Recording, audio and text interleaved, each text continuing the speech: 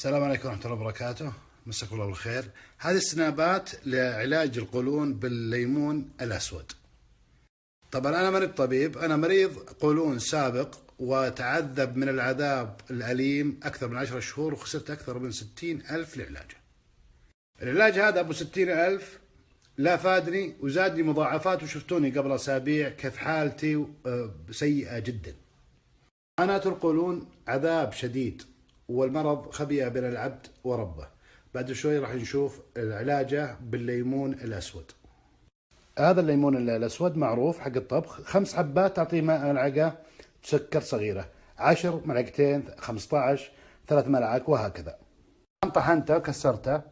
الوصفة يقول لك تطلع البذور، من أنا لي يومين ما طلع البذور ونتيجة ما اختلف شيء، ممتاز. طيب السكر كل 5 لها ملعقة صغيرة، أو القوالب المكعبات السكر أنا حطيت 10 بحط 2. الآن جاهز. ما طلعت البذور، كسرته وأضفت عليه السكر ملعقتين لأنها 10 حبات، وبضعه في علبة.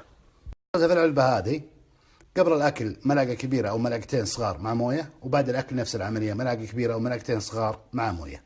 استخدمته راح الألم، أهم شيء الألم، وراح الانتفاخ، وقدرت آكل واستمتع بالأكل.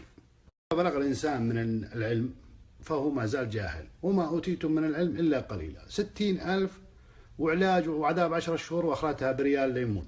يعني العلاج بعلاج القولون بالليمون والقرحة وجرثومة المعدة. جرثومة المعدة يقول لك 5 أسابيع وكورس وشغل، 4 أيام وبريال.